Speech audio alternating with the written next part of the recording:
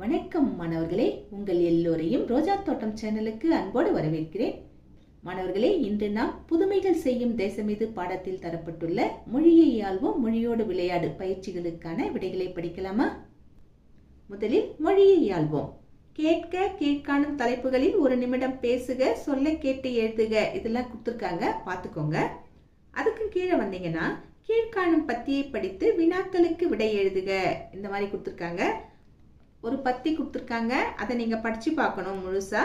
அதுக்கப்புறமா அதிலிருந்து கேட்கப்பட்டிருக்கக்கூடிய 5 வினாக்களுக்கு நாம் விடையளிக்க வேண்டும். நான் நேரடியா வினாக்களுக்கு வந்துடுறேன். முதல் வினா என்ன கேட்கப்பட்டிருக்கு? சுதேசி நாவாய் சங்கத்தை நிறுவியவர் யார்? எப்படி விடை எழுதலாம்? சுதேசி நாவாய் சங்கத்தை நிறுவியவர் வ.உ. சிதம்பரனார் ஆவார். இரண்டாவது வினா, வ.உ.சி. சென்னைக்கு செல்லும் போது யாரை சந்திப்பதை வழக்கமாக கொண்டிருந்தார்? விடை எப்படி எழுதலாம்? வ.உ.சி. சென்னைக்கு செல்லும் போது பாரதியாரை சந்திப்பதை வழக்கமாக கொண்டிருந்தார். 3. வ.உ.சி. அவர்கள் யாருடைய பாடல்களை விரும்பி கேட்பார்? விடை வ.உ.சி. அவர்கள் பாரதியாருடைய பாடல்களை விரும்பி கேட்பார். 4. வ.உ.சி. அவர்களின் பன்முகத்தன்மைகள் யாவை? எப்படி விடை எழுதலாம்? வழக்கறிஞர், எழுத்தாளர், பேச்சாளர், தொழிற்சங்க தலைவர் முதலியவை வ.உ.சி. அவர்களின் பன்முகத்தன்மைகள் ஆகும்.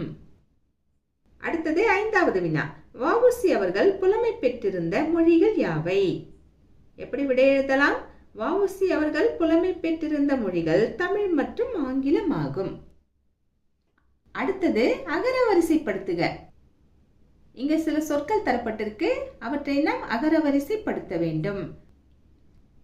கூர்ந்து கவனிச்சிங்கன்னா இந்த சொற்கள் அனைத்துமே பா வரிசையில் ஆரம்பிக்கக்கூடிய சொற்கள். அதாவது எப்படின்னா பாப்பா, பிபி, புப்பு, பெபே, பை, பொப்போ, பௌ, இப்படி சொல்லுவோம் இல்லையா, அந்த வரிசையில் இருக்கு. ரொம்ப எளிதுதான். இதை நாம் எப்படி வரிசைப்படுத்தலாம்? பழங்கள், பாரதம், பின்னிரவு, பீலி, புதுமை, பூமி, பெண்கள், பேருந்து, பையன், பொதுக்கூட்டம், போக்குவரத்து. கடைசியில ஒரு எழுத்து மட்டும் விடுபட்டிருக்கு. அதாவது பவுல அவங்க எந்த சொல்லும் தரல, போவோட முடிச்சுக்கிட்டாங்க. அடுத்தது சுட்டு சொற்களை தொடரில் அமைத்து எழுதுக. எந்தெந்த சுட்டு சொற்கள் தந்திருக்காங்க? அந்த, இந்த. இதற்கான விடையை நாம் எழுதுவோமா? புத்தகத்துல அந்தன்னு போட்டு ஒரு டேஷ் தந்திருக்காங்க, இந்தன்னு போட்டு ஒரு டேஷ் தந்திருக்காங்க. ஆக ஒரு தொடர் எழுதினால் போதுமானது. ஆனா நாம இங்க நிறையவே கொடுக்கிறோம். உங்களுக்கு எது எளிதா தோணுதோ அதை எடுத்து நீங்க எழுதிக்கங்க. இதையே எடுத்து எழுதணும்னு அவசியம் இல்லை. இதை உதாரணமா வச்சுக்கிட்டு சொந்தமா எழுத பாருங்க. முதலில் அந்த, இதை உபயோகப்படுத்தி தொடரை அமைப்போமா? அந்த தோட்டத்தில் சாமந்தி பூத்துள்ளது, அந்த குளத்தில் தாமரை மலர்ந்துள்ளது, அந்த வீட்டில் கரடி பொம்மை உள்ளது, அந்த கடையில் கரிக்கோல் வாங்கினேன். கரிக்கோல்னா பென்சில். அந்த பள்ளியில் தான் நான் 5ஆம் வகுப்பு வரை படித்தேன். அடுத்த சொல் என்ன? இந்த. இந்த யானைக்கு வாழைப்பழம் கொடுத்தேன், இந்த ஏரியில் மீன் பிடித்தேன், இந்த கொய்யா மரத்தின் பழம் இனிப்பாக இருக்கும், இந்த பாடல் எனக்கு மிகவும் பிடிக்கும், இந்த நாய்க்குட்டியை நான் வளர்க்கப் போகிறேன். இதையே எடுத்து எழுதணும்னு அவசியம் இல்லை. இதை உதாரணமா வச்சுக்கிட்டு சொந்தமா எழுத பாருங்க. சரிங்களா? அடுத்தது வினா சொற்களை தொடரில் அமைத்து எழுதுக. இங்கே அதே மாதிரிதான். எங்கே, ஏன், யார், எப்படி, இந்த மாதிரியான வினா சொற்கள் தரப்பட்டுள்ளன. ஒவ்வொரு எடுத்துக்காட்டு தான் கேட்டிருக்காங்க. ஆனா நம்ம நிறையவே கொடுக்கிறோம். நீங்க பார்த்து எளிதா இருக்கிறத எடுத்துக்கலாம். முதலில் எங்கே, இதை எப்படி தொடரில் அமைக்கலாம்? எங்கே வர வேண்டும், எங்கே செல்வது, எங்கே உணவு உண்பது, எங்கே அமர்ந்து படிப்பது, எங்கே கபடி விளையாடுவது. அடுத்தது என்ன கேட்டிருக்காங்க? ஏன்.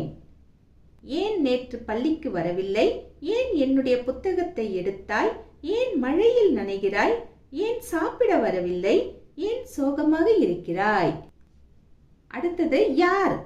யார் அப்படி சொன்னது, என் புத்தகத்தை எடுத்தது யார், திருக்குறளை எழுதியது யார், இந்த படத்தை வரைந்தது யார், நமது தேசத்தந்தை என அழைக்கப்படுபவர் யார். அடுத்தது எப்படி. எப்படி இருக்கிறாய், எப்படி விதை முளைக்கிறது, எப்படி நேரத்தை சரியாக பயன்படுத்தலாம், எப்படி மழை பெய்கிறது? தேர்வில் அதிக மதிப்பெண்களை பெறுவது எப்படி? இதை ஒரு உதாரணமா வச்சுக்கோங்க. நீங்க யோசிங்க, சொந்த நடையில எழுத பழகுங்க. அடுத்தது ஒரு செயல் திட்டம் கொடுத்துருக்காங்க, அதை பார்த்துக்கோங்க. அதுக்கு கீழே வந்தீங்கன்னா கீழ்காணும் தலைப்பில் கட்டுரை எழுதுக. என்ன தலைப்பு? தேசிய ஒருமைப்பாடு. பொதுவாக கட்டுரை எப்படி எழுதணும்? முதல்ல முன்னுரை எழுதணும், கடைசியில முடிவுரை எழுதணும். முன்னுரைக்கும் முடிவுரைக்கும் இடையில் பொருளுரை, அதாவது கொடுக்கப்பட்டுள்ள தலைப்போடு தொடர்புடைய கருத்துக்களை நாம எழுதணும். அப்போ சின்ன சின்ன தலைப்புகள், உட்தலைப்புகளை இட்டு எழுதலாம். முதலில் முன்னுரை. பல மொழிகள், பல மதங்கள், பல இனங்கள், பல பண்பாடுகளை உள்ளடக்கியது நமது நாடு. இத்தனை வேறுபாடுகள் இருந்தாலும் நாம் அனைவரும் இந்திய தேசத்தை சார்ந்தவர்கள் என்ற உணர்வே மேலோங்கி நிற்கிறது. இதனையே தேசிய ஒருமைப்பாடு என்கிறோம். தேசிய ஒருமைப்பாட்டை பற்றி இக்கட்டுரையில் காண்போம். அடுத்த தலைப்பு தேசிய ஒருமைப்பாட்டின் அவசியம். ஒரு நாடு ஒற்றுமையாக இருந்தால்தான் வளர்ச்சியை எட்ட முடியும். ஒற்றுமை இல்லை என்றால் நமக்குள் ஏற்படும் பிரச்சனைகளை சந்திப்பதிலேயே நமது கவனம் இருக்கும். அப்படி இருந்தால் நாட்டின் வளர்ச்சி என்பது எட்டா கனியாகிவிடும். அடுத்த தலைப்பு தேசிய ஒருமைப்பாட்டின் சக்தி. நமது நாடு அந்நியர்களுக்கு அடிமையாக இருந்தபோது நாம் சந்தித்த இன்னல்கள் ஏராளம். நமது நாட்டு மக்களின் ஒற்றுமையால் தான் அடிமைத்தளத்திலிருந்து விடுபட்டு இன்று சுதந்திரமாக வாழ்கிறோம். அடுத்த தலைப்பு வேற்றுமையில் ஒற்றுமை.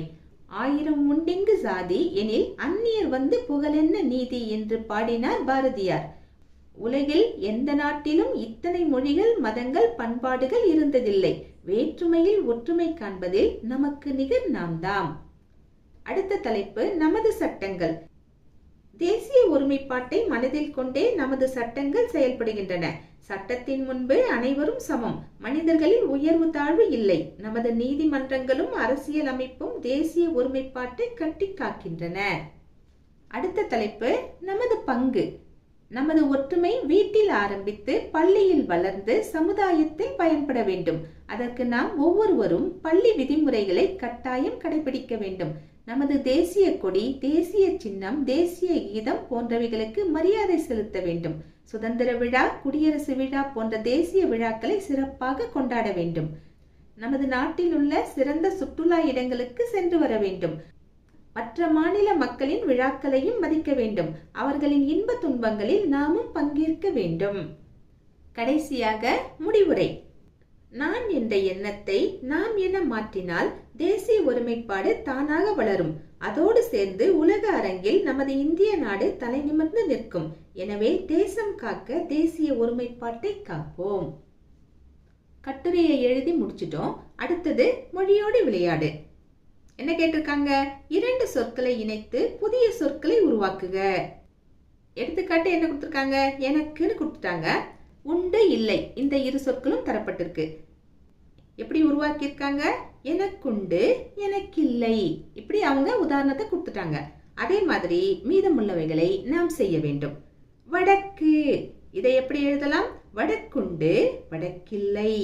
அடுத்தது பந்து, பந்துண்டு, பந்தில்லை. கடைசியா பாட்டு, பாட்டுண்டு, பாட்டில்லை. அடுத்தது கட்டங்களில் உள்ள சொற்களை கொண்டு தொடர்கள் உருவாக்குக.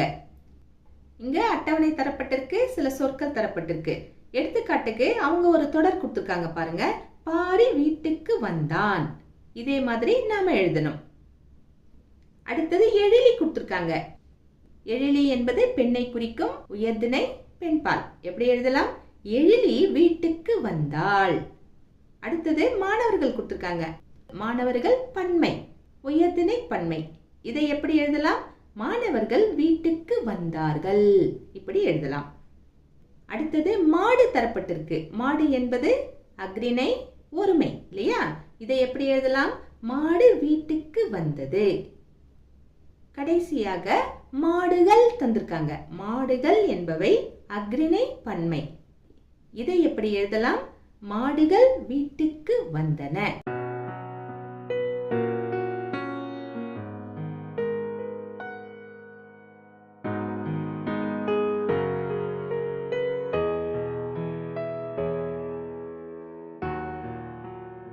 மாணவர்களே, இன்று நாம் மொழியை ஆள்வோம் மொழியோடு விளையாடு பயிற்சிகளுக்கான விடைகளை பார்த்தோம். நாம் வேறு பாடத்தோடு மீண்டும் சந்திக்கலாம். டாடா, பாய்.